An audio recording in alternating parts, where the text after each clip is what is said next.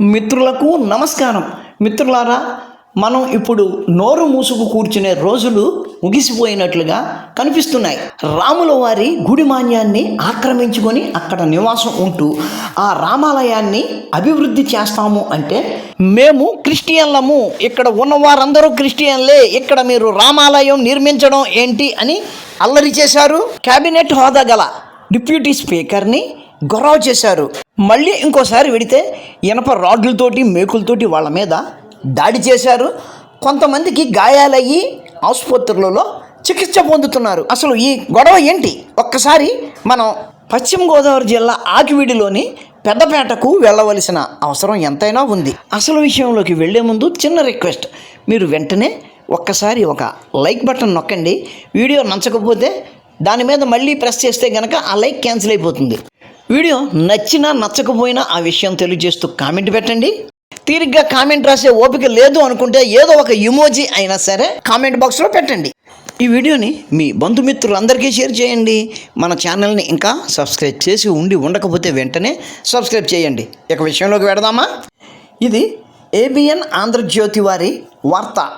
Heading ఏంటంటే, deputy speaker రఘురామకృష్ణంరాజుపై దాడికి యత్నం అని రాశారు. పశ్చిమ గోదావరి జిల్లాలో డిప్యూటీ స్పీకర్ రఘురామకృష్ణంరాజుపై దాడికి యత్నించడం తీవ్ర ఉద్రిక్తతకు దారితీసింది. దళితుల ముసుగులో ఉన్న క్రిస్టియన్లు డిప్యూటీ స్పీకర్పై దాడికి ప్రయత్నించారు అని రాశారు. ఇంకా నయం, ఈనాటికైనా సరే దళితుల ముసుగులో అన్న మాటని రాయగలిగారు. ఎందుకంటే ఎప్పుడైతే వాళ్ళు మతం మారారో వాళ్ళు దళితులు కాదు. కానీ వాళ్ళు ఏమనుకుంటారో అని ఆ మాట రాయడానికి ఇంతకుముందు భయపడుతూ ఉండేవారు. అసలు వార్త ఏమిటి అంటే, పశ్చిమ గోదావరి జిల్లాలోని ఆకివీడులో టెన్షన్ వాతావరణం నెలకొంది. పెదపేటలోని రామాలయాన్ని సందర్శించడానికి వెళ్తున్న డిప్యూటీ స్పీకర్ రఘురామకృష్ణంరాజుని అడ్డుకోవడానికి కొందరు యత్నించడం ఉద్రిక్తతకు దారితీసింది. దళితుల ముసుగులో ఉన్న క్రిస్టియన్లు డిప్యూటీ స్పీకర్ను అడ్డుకుని దాడికి యత్నించారు. వెంటనే కూటమి నేతలు వారిని అడ్డుకున్నారు. దాంతో ఆ ఆందోళనకారులు మరింత రెచ్చిపోయి కూటమి నాయకులపై మేకులు రాడ్లతో దాడి చేశారు. ఈ దాడిలో పలువురికి గాయాలయ్యాయి. వెంటనే వారిని సమీప ఆసుపత్రులకు తరలించి చికిత్స అందజేశారు. ఈ ఘటనలో ఇరు వర్గాల మధ్య తీవ్ర వాగ్వాదం చోటు చేసుకుంది. సమాచారం అందిన వెంటనే పోలీసులు అక్కడకు చేరుకుని పరిస్థితిని అదుపులోకి తీసుకునేందుకు ప్రయత్నించారు అంటున్నాడు. అంటే ఏంటి?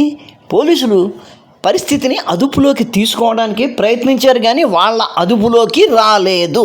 అంటే పోలీసులు వచ్చినా సరే వాళ్ళు వెనకడుగు వెయ్యలేదు అని చెబుతుంది. అంటే అక్కడ సమూహం అంతా కూడా కలిసి మెలిసి ఉన్నారు. అక్కడ రామాలయం పునర్నిర్మించడానికి లేదా అభివృద్ధి చేయడానికి లేదా పునర్నిర్మించడానికి వీలు లేదు అని వాళ్ళందరూ ముక్తకంఠంతో చెప్పారు. అంటే వాళ్ళందరూ మతం మారిన గొర్రెలని అర్థమైపోతుంది.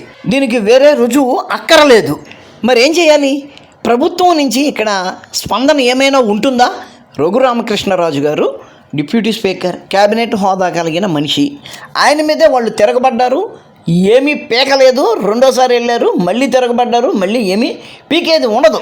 ఎందుకు అంటే వాళ్ళు ఎంత తిరగబడ్డా మేము మీకే ఓటేసాం, మీకే ఓటేస్తాం అని చెబుతారు. రాజకీయ పార్టీలకు ఓట్లే ముఖ్యం అండి. ఈ రాష్ట్రంలో ఏ పార్టీ గెలవాలన్నా 1 లేదా 2% ఓట్ల తేడాతోటే గెలుస్తున్నారు. ఆ రొంపెలోకి దిగి ఆ గొర్రెలుగా మార్చిన తరువాత వాళ్ళు చచ్చినా హిందువులకు ఓటు వేయరు. వాళ్ళ చర్చిలలో ఎవరికి వెయ్యమంటే వాళ్ళకే వేస్తారు. ఈ నాయకులు వాళ్ళ దగ్గరకు వెళ్ళి వాళ్ళ ఎదురుగా నుంచుంటే, అయ్యా మేము మీకే ఓటేసాము, మీకే ఓటేస్తాము అని చెబుతారు. వాళ్ళు వేశారో లేదో తెలియకపోయినా కనీసం ఒకరిద్దరైనా వేసినా ఆ ఓట్లు తమ గెలుపుకు సహకరించవచ్చు. కాబట్టి ఈ రాజకీయ పార్టీలు ఎవ్వరితోటి గొడవ పెట్టుకోవు. లేకపోతే సనాతనం అనుకుంటూ గెలిచిన ఈ కూటమి ఆ ఇమాములకు, ఈ ఫాస్టర్లకు జీతాలు ఎందుకు ఇస్తుందండి? అందుకే కదా. ఈ సంఘటన విషయంలో వారు సరైన ప్రతిఫలం అందుకోకపోతే గనక దీనినే వాళ్ళు ఒక లిట్మస్ టెస్ట్గా తీసుకుని ఇంకా ఇదే ఫార్ములాను అన్ని చోట్ల వినియోగిస్తారు. నాకు తెలిసి ఈ విషయంలో, ఎందుకంటే వాళ్ళందరూ క్రిస్టియన్లము అని చెప్పుకున్నారు కాబట్టి వాళ్లకు బీసీసీ సర్టిఫికెట్లు, వాళ్ళందరికీ బీసీసీ సర్టిఫికెట్లు ఇచ్చే కార్యక్రమాన్ని ఈ ప్రభుత్వం ఎట్టి పరిస్థితుల్లోనూ ప్రారంభించదు. ఎందుకంటే వాళ్లకు ఓట్లు వాళ్ళ ఓట్లు ముఖ్యం. వాళ్ళు వేసినా వెయ్యకపోయినా మేము ఖచ్చితంగా వెయ్యము అని వాళ్ళ చేత చెప్పించుకోలేరు కదా. కానీ మనమైనా సరే ఎలాగో ఎదురుగా ఉన్నది క్రైస్తవుల పార్టీ అని వాళ్ళే చెప్పుకుంటున్నారు కదా. కాబట్టి మీది హిందువుల పార్టీ అని గట్టిగా చెప్పండి. ఆ ఊర్లో ఆ ప్రాంతంలోని ప్రజలందరికీ బీసీసీ సర్టిఫికెట్లు ఇప్పించండి. మేము మీ వెనకాల ఉంటామని మనం ఏమైనా చెప్పగలమా? చెప్పలేం. ఎందుకంటే మనకు మతం కంట కులం ముఖ్యం కాబట్టి, మతం కంటే సెక్యులర్ విలువలు గొప్పవి కాబట్టి మిత్రులారా, ఈ విషయంలో ప్రభుత్వాలు ఏమీ చెయ్యవు. ఇది చేసాం అది చేసాం అని కొద్దిగా షో చేయొచ్చు తప్ప మరేమీ చెయ్యవు. మరేంటి పరిస్థితి అంటే గనక మనమే హిందువులమే రంగంలోకి దిగవలసిన పరిస్థితి ఏర్పడింది. ఆకివీడులోని హిందువులు మాత్రమే ఇక్కడ పూర్తిగా ఏమీ చేయలేరు. కాబట్టి కేవలం ఆకివీడులోని హిందువులే కాకుండా ఆకివీడు పరిసరాలలోని భీమవరం వంటి ఇతర ప్రాంతాలకు చెందిన హిందువులందరూ కూడా సంబంధిత అధికారులు ఎదుట ప్రదర్శన చేయాలి. ప్రదర్శన చేసి వదిలేయకూడదు.